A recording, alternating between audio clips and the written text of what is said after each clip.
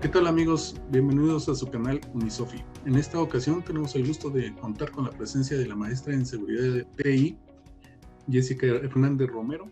Con ella vamos a tener una charla breve que les va a resultar muy interesante.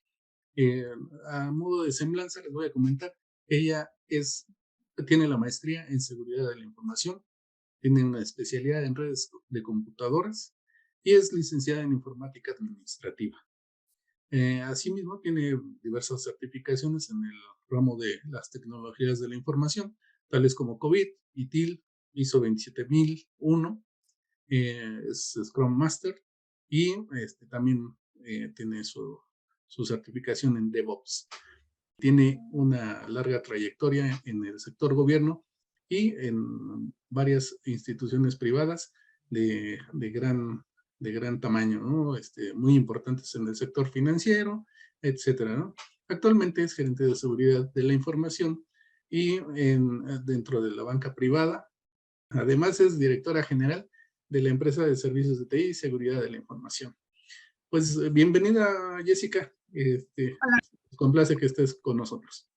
Gracias, a mí también me complace mucho compartir con ustedes unos momentos y hablar de estos temas importantes como la protección de datos personales.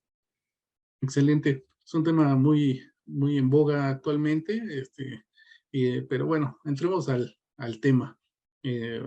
Pues es tuyo el micrófono. Muchas gracias, entonces me permito compartir una breve presentación que realicé. Primero sería entender qué es un dato personal y en México si tenemos alguna regulación que nos pueda ayudar dentro de nuestra organización a proteger nuestros datos, y efectivamente tenemos la Ley de Protección de Datos Personales en posesión de los particulares, que básicamente habla de la definición de lo que es un dato personal. ¿Y qué es un dato personal para esta ley? Un dato personal es cualquier información concerniente a una persona física, identificada o identificable. Quiere decir todos nuestros datos a nivel nombre, dirección, correo electrónico y una serie de datos que van clasificándose tal que se pueden volver críticos esta información. Vamos a conocer qué clasificaciones da esta ley y qué tipos de datos, como los que les comenté, podrían caer en cada una de estas clasificaciones. Esto es importante también para empezar a conocer estos niveles y poder así tener una guía para llevar a cabo esta clasificación dentro de las organizaciones. En primer lugar, son 3 niveles: el nivel estándar, nivel sensible y nivel especial. Entonces vamos a ver cada uno de ellos.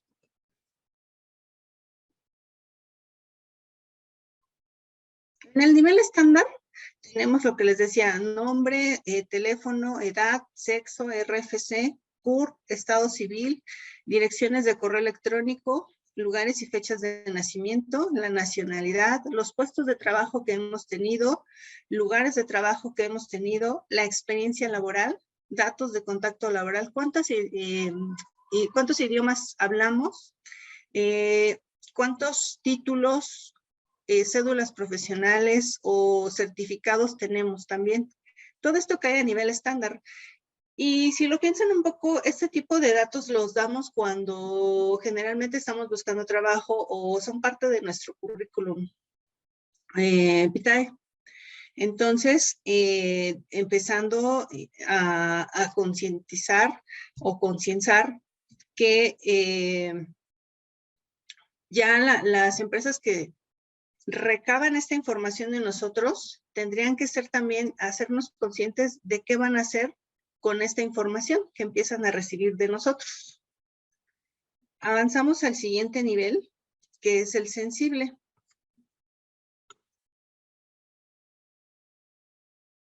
Este nos va a permitir conocer la ubicación ya física de la persona, por ejemplo, la dirección física relativa al tránsito de personas, ya sea dentro y fuera del país, aquellos que permitan inferir en el patrimonio de una persona, por ejemplo, ya saldos bancarios, números de cuenta, estados de cuenta, las cuentas de inversión, cuántos bienes inmuebles tenemos, información fiscal, el historial crediticio, los ingresos o egresos que tenemos, si aparecemos en buró de crédito, seguros, afores, fianzas, incluye el número también de tarjetas de crédito. Aquí ya empieza a haber un poco más de información de nosotros que, bueno, están clasificados como sensibles.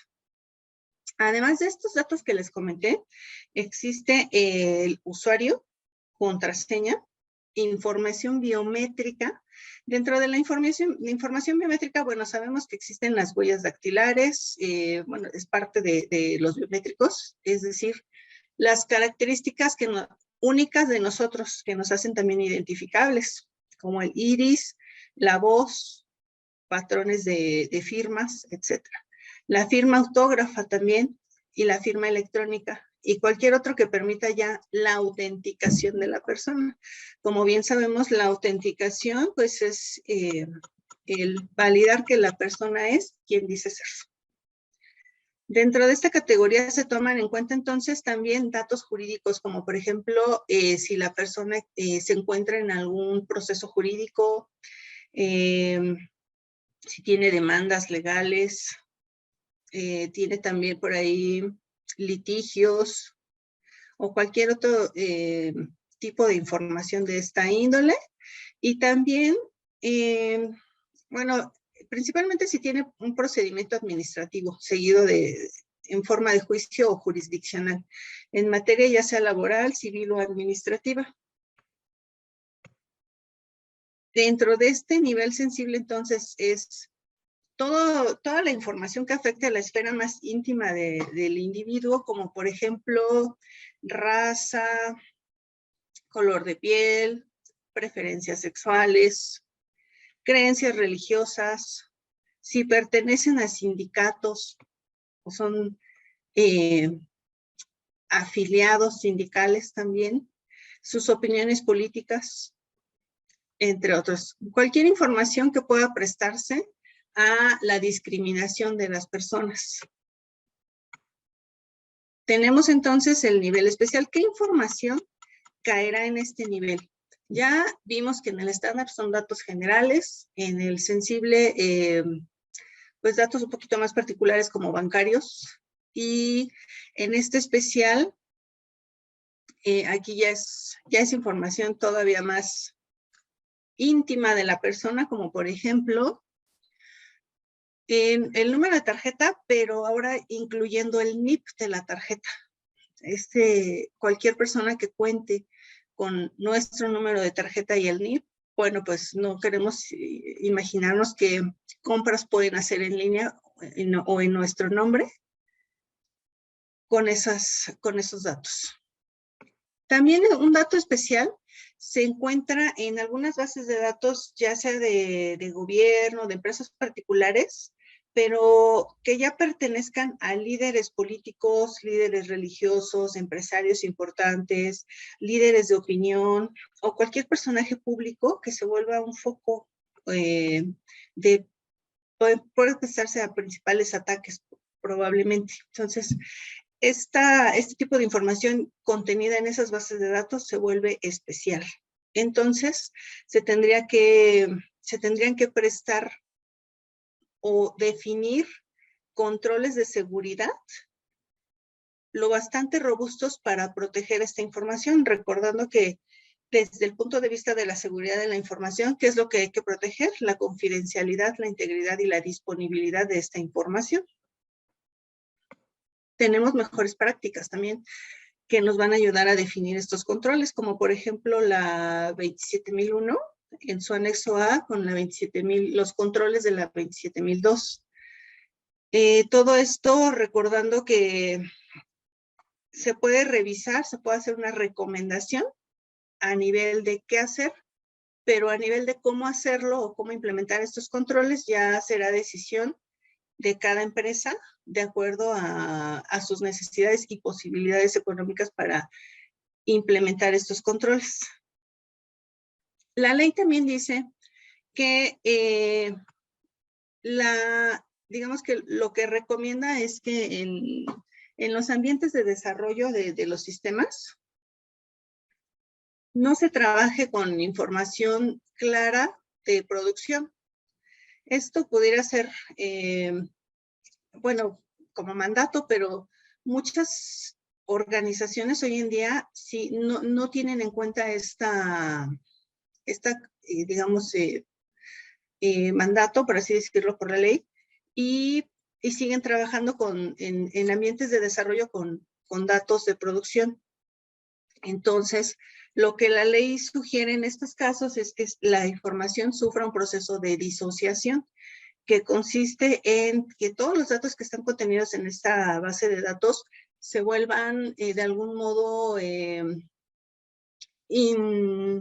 ¿cómo decirlo? Es que no sean identificables, es decir, mi nombre completo con mi dirección completa que está en producción le va a aparecer a nombre de Ulises Roldán con la dirección de una tercera persona. Ese es el ejemplo de la disociación, que ya los datos ya no son reales. Si quieren buscar mi dirección, van a encontrar más bien la de otra persona. En ese sentido, entonces se tendrían que realizar o implementar ciertos controles, dentro de ellos algunos algoritmos para llevar a cabo esta disociación. Otra medida podría ser la encripción de esta información en esas bases de datos. ¿Por qué? Porque si no hacemos, esto es un ejemplo solamente de lo que podemos hacer como control de estos datos personales que ya contienen las empresas, y que todas las empresas a nivel país están obligadas a proteger estos datos. Entonces, de lo contrario, van a ser susceptibles a multas. La ley también lo que dice es que las organizaciones que quieran recabar esta información no lo vayan a hacer por la obtención de datos personales por medios engañosos o fraudulentos, porque entonces se van a hacer susceptibles a alguna multa o sanción. Ahorita pasamos a la parte de multas o sanciones. También dice que en su artículo 8 del capítulo 2, que todo tratamiento de datos personales estará sujeto al consentimiento del titular, salvo las excepciones previstas por la ley. Es decir, los titulares tienen que estar conscientes y dando expresa autorización de que el uso de sus datos dentro de las organizaciones. También, una vez que el titular de datos da esta autorización a las organizaciones, también va a tener derechos de decir, ya no quiero que esta organización tenga mis datos, entonces por favor bórralos, o tienes mal mis datos, por favor corrígelos. Entonces van a hacer uso de lo que se conoce como derechos ARCO: acceso, rectificación, cancelación y oposición. Está en el capítulo 4, en el artículo 29, y cualquier titular de datos personales puede hacer esta solicitud de ARCO.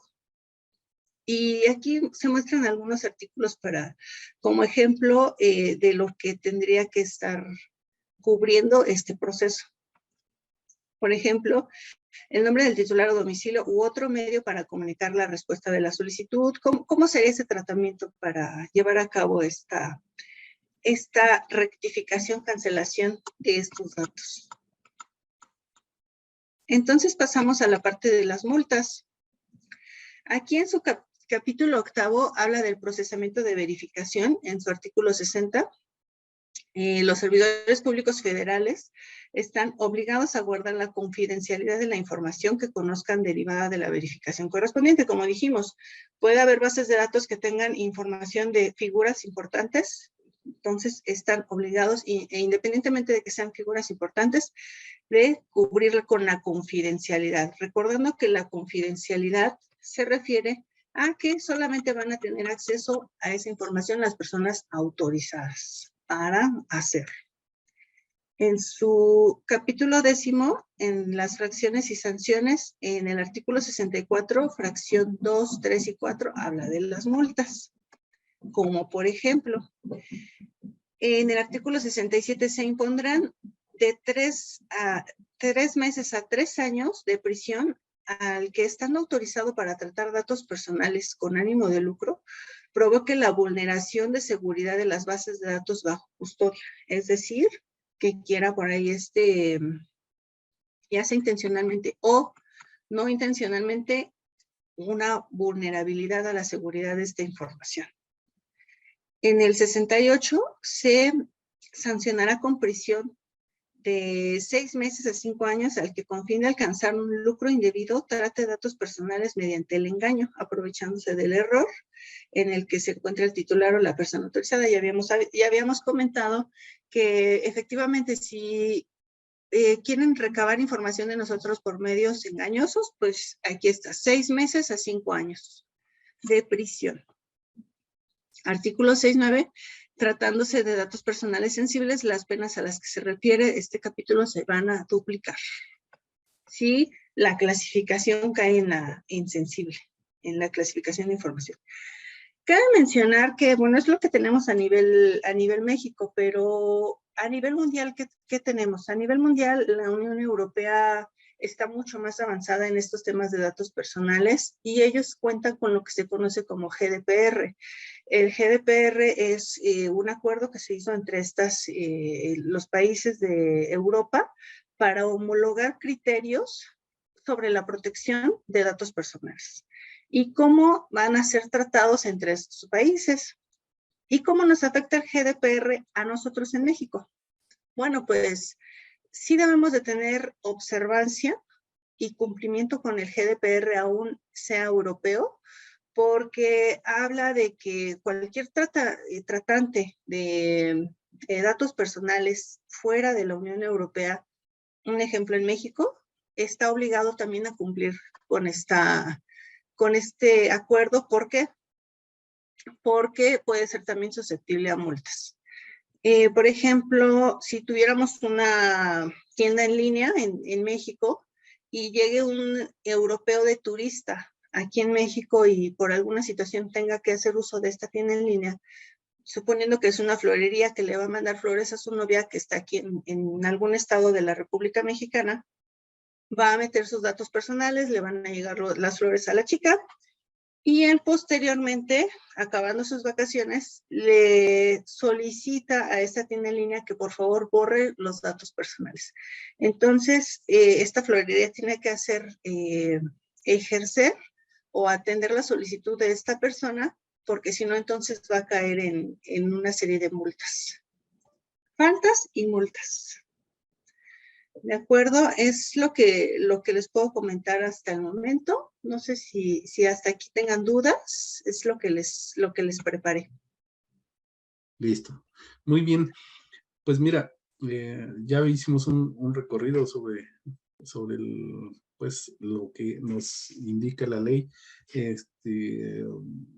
un poco de identificación de lo que uno desconoce como trato, como el trato y qué son los datos personales, ¿no? Parecería muy intuitivo, pero en realidad no. A mí me sorprendieron algunas de las que nos comentaste, algunos datos, algunos temas, y bueno, para cada uno se tiene una implementación diferente ya en la práctica. Los sistemas, los ambientes de desarrollo, pruebas y producción, ya nos comentaste también que pues traen su proceso de disociación, cifrado, como para que estén todos revueltos, pero que sea hasta cierto punto coherente la forma de probar los sistemas. Pero ya en la práctica, ¿cuál es el reto mayor del manejo de los datos personales? En la parte previa a la producción y ya en la producción, ¿cuál crees que sea el reto mayor? Pues yo creo que primero que nada que las personas que manejan esta información estén conscientes de la importancia de tratar estos datos personales. Una vez que se encuentran en ese ya estado de conciencia, ya van a preocuparse por dar cumplimiento a esta ley. Ese es uno de los mayores retos, yo creo, que estén conscientes, pero de que deben de cumplir. Pero ¿qué pasa si no lo cumplen? Es como lo que hacemos mucho en México. ¿Qué pasa si me paso el alto?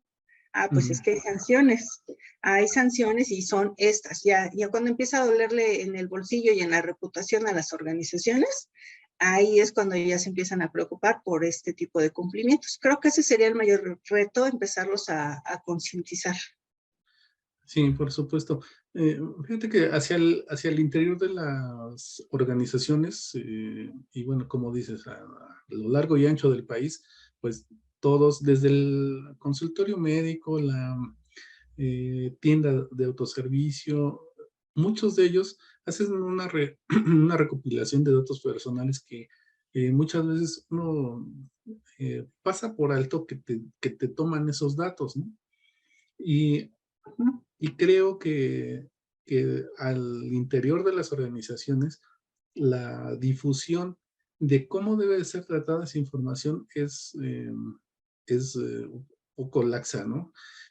Yo he visto en algunos lugares que la información que acaba de dejar un cliente la dejan por ahí mal puesta, cualquiera puede tomar el dato, incluso les pueden tomar una foto a los datos del que acaba de pasar, ¿no? Y Sí, es dices, correcto.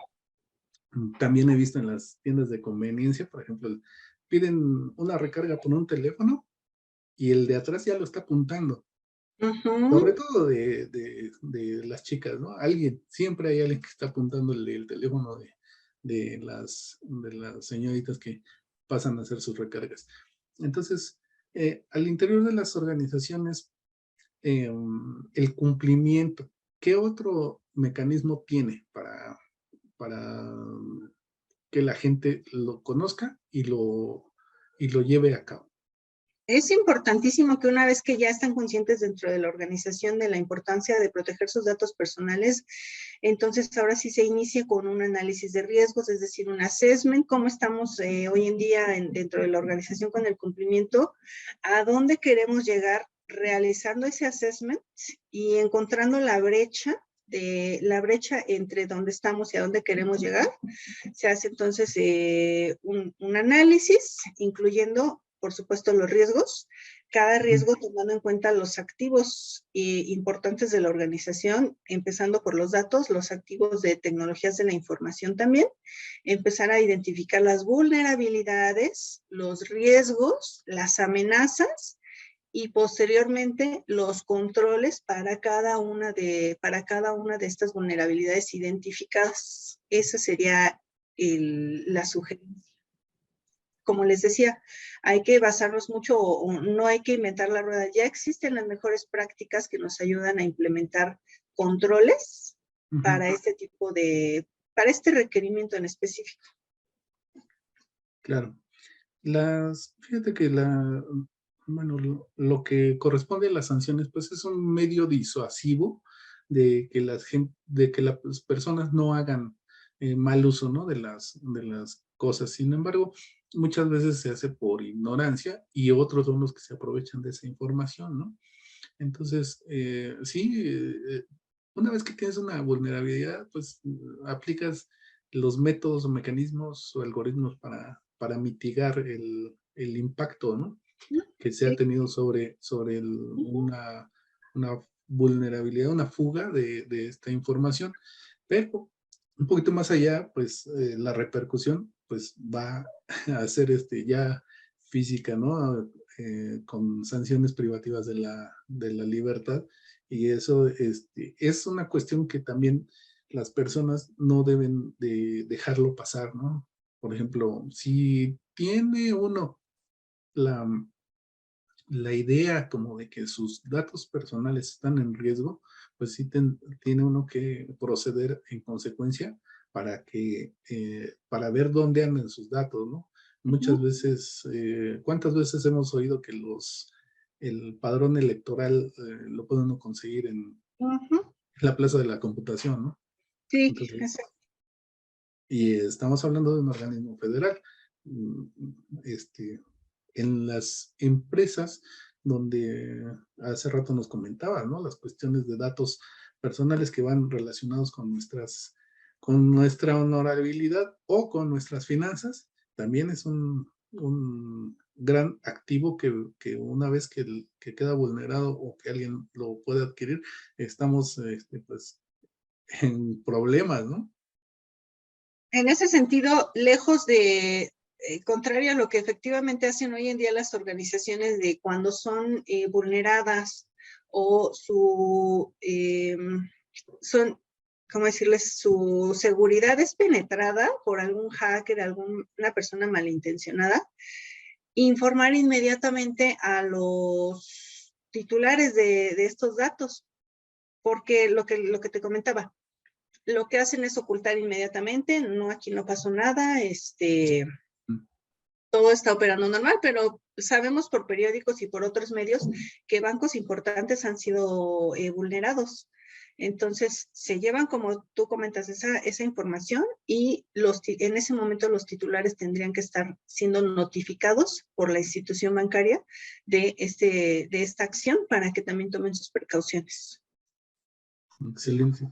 Y bueno, del lado de los particulares que tienen, depositan la confianza con algunos prestadores de servicio, principalmente, ¿no? También lo hacemos con el gobierno, que al final de cuentas también son servicios, pero ¿cuál sería la recomendación que les harías pues, a todas las personas realmente, aunque sea un servidor público o esté uno en la iniciativa privada, o aunque uno no trabaje, siempre está uno en el riesgo, ¿no? ¿Qué les recomendarías como, como primordial, ¿no? Así, un poquito más allá de lo que a uno se le puede ocurrir por sentido común, ¿no? Pues sería tener cuidado de dónde estamos dejando nuestros datos personales, si efectivamente la página en la que estamos llenando algún formulario sea segura, para empezar es una información segura, efectivamente pertenece a la organización a la que queremos dejar esos datos, fijarnos que cuenten con un aviso de privacidad y en ese aviso de privacidad nos comenten qué uso le van a hacer a estos datos. Y también, como lo comentamos, podemos ejercer nuestros derechos ARCO en cualquier momento dentro de la organización o la organización que contenga nuestros datos. Excelente. Esa es una muy buena recomendación, porque, como te decía hace rato, no hay así como que una gran difusión de esta parte de la cultura que debemos tener en cuanto a, pues, a una extensión de nosotros mismos, ¿no? Porque, pues, al final de cuentas, pues, es más que un dato, o sea, estos datos personales, pues, te describen, ¿no? Te ubican, te identifican con otras entidades. Entonces, cuando alguien le da tu descripción a una persona en un entorno diferente, te puede identificar, ¿no? Sí, efectivamente. Y bueno, eso es cuando es físicamente, pero cuando ya son datos, pues puede ser que estén utilizando tus datos en otra latitud, en China, en Indonesia, en cualquier lugar, y pues tú ni enterado, ¿no? Y sobre todo porque hay cosas que no checa uno diario, ¿no? O sea, diario a lo mejor no está uno viendo el estado de cuenta, o los pequeños cargos que le hacen a tus cuentas de banco, ¿no? De 10, 20 pesos, 100 pesos. Hay quienes a lo mejor no se dan cuenta si les toman 1,000 pesos, ¿no? Diarios, pero bueno, es crítico. Sí, tener mucho cuidado de ese dato, checar nuestro buró de crédito también, porque muchas veces toman préstamos a nuestro nombre y nosotros ni por enterados. Fíjate, ese sí es un tema. Conozco varias personas que les ha pasado así. Exactamente. Excelente. Jessy, te agradezco mucho tu visita con nosotros, que nos hayas proporcionado esta información. Es realmente de mucha utilidad actualmente y sobre todo con el uso de la tecnología, que algunas personas no estamos acostumbrados tanto a usarla para hacer compras, o hacer pagos o incluso ya los trámites, ¿no? Con gobierno. Pero resulta de suma importancia tenerlo en cuenta. Te agradezco mucho. No sé, ¿quieres cerrar con algún otro punto? Pues no, nada más que se empiece a tomar la conciencia de esta importancia de datos personales y que ya tenemos herramientas para poder realizar el cumplimiento dentro de las organizaciones. Muy bien, muchas gracias. Y bueno, no dejemos de lado a quien nos proporciona esos datos, ¿no? Exacto. Que protejan sus derechos y pues si llegan a ser vulnerados, pues quéjense, ¿no?